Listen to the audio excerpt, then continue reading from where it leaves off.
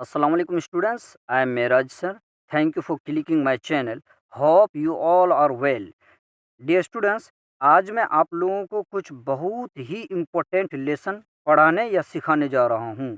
तो वो है could have done, should have done, would have done.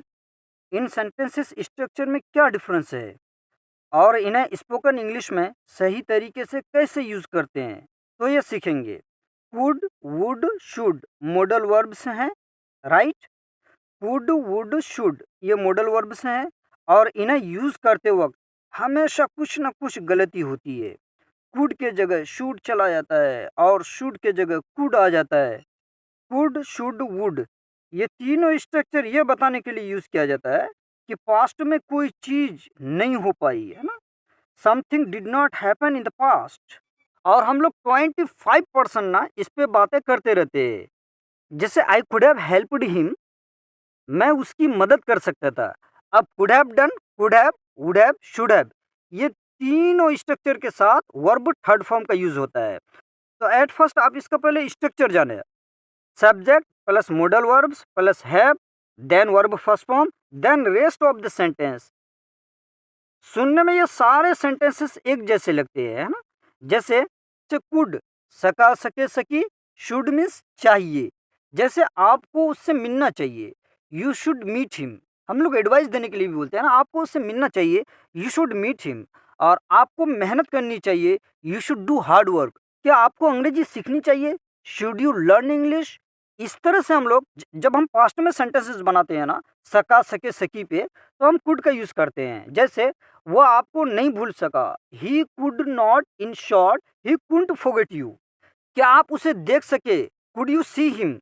और मैं कामयाब नहीं हो सका, I couldn't become success.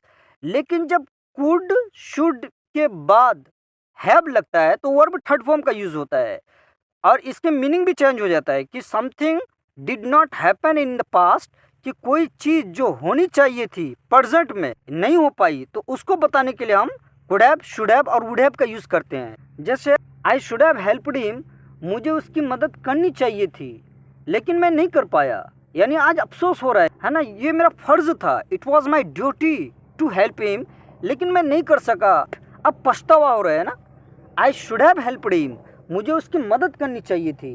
Could have सकता था, सकते थे, शुड हैव चाहिए था, एंड वुड हैव करना चाहते थे। यानी कोई रीज़न, कोई मजबूरी या किसी वजह से उस काम को नहीं कर पाए, उसके लिए वुड हैव का यूज़ होता है। इन तीनों स्ट्रक्चर के साथ वर्ब थर्ड फॉर्म का यूज़ होता है। जैसे you should have bought the mobile, आपको मोबाइल ख़रीदनी चाहिए थी, because it was an offer, क्योंकि ऑफर में था, लेकिन आप नहीं खरीदे। आप प्रेजेंट में पछतावा हो रहा है कि भाई मैंने क्यों नहीं खरीदा, व्हाई आई डिडंट बाय। तो उसको बताने के लिए हम शुड हैव का यूज़ करते हैं।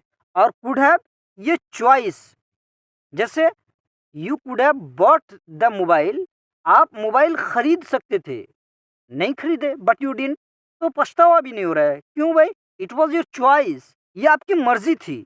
और would have, we would have obeyed our parents, हम अपने वालिदैन की इताअत करते।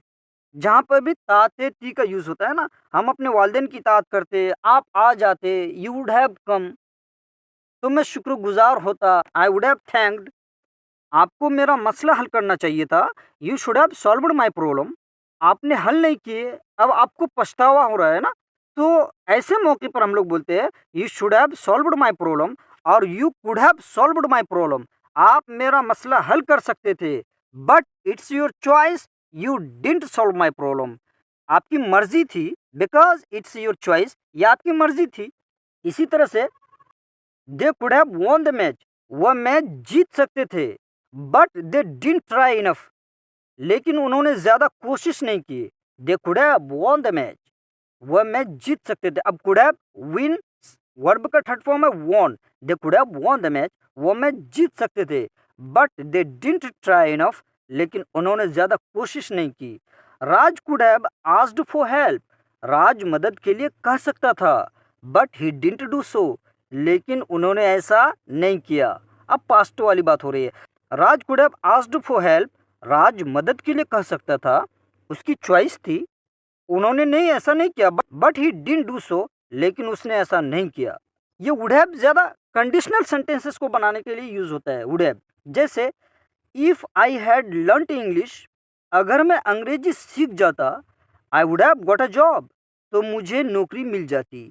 If I had learned English, अगर मैं अंग्रेजी सीख जाता, आई would have got a job, तो मुझे नौकरी मिल जाती। If he had got a chance, अगर उसको एक मौका मिल जाता, he would have set right forever, तो वह हमेशा के लिए सुधर जाता। If he had got a chance, अगर उसे एक मौका मिल जाता, he would have set right for ever. आप अपने बारे में भी बोल सकते हैं, if I had got a chance, अगर मुझे एक मौका और मिल जाता ना, तो आई would have set right forever, तो मैं ज़िंदगी भर के लिए सुधर जाता।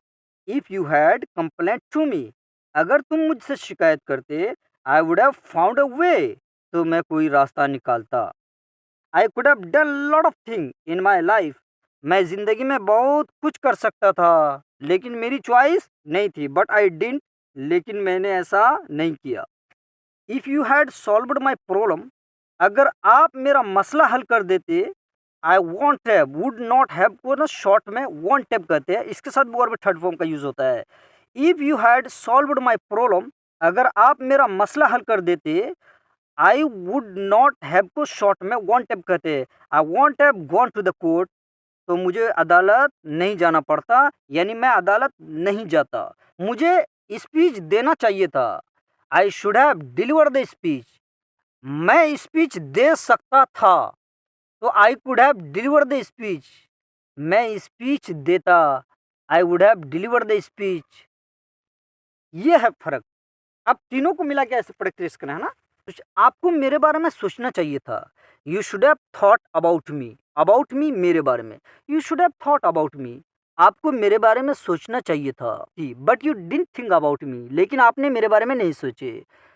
और you could have thought about me, आप मेरे बारे में सोच सकते थे, but you didn't think about me, लेकिन आपने मेरे बारे में नहीं सोचे। तो you could have thought about me, आप मेरे बारे में सोच सकते थे। You would have thought about me, आप मेरे बारे में सोचते। ये कंडीशनल सेंटेंसेस है। If you had thought about me, अगर आप मेरे बारे में सोचते, आई would have thought about you, तो मैं भी आपके बारे में सोचता। तो डियर स्टूडेंट्स, इस तरह से आप इसका यूज़ करें, तीनों को मिला के, could have, should have, would have, तो आपके टोंग में भी चढ़ना चाहिए। और practice makes man perfect, keep doing practice again and again, so that you can understand easily and you may speak English easily. So finally, I would like to request all of you, please don't forget to like, share and subscribe my channel, so that you may increase my craze and I keep making such videos for you as long as you take care.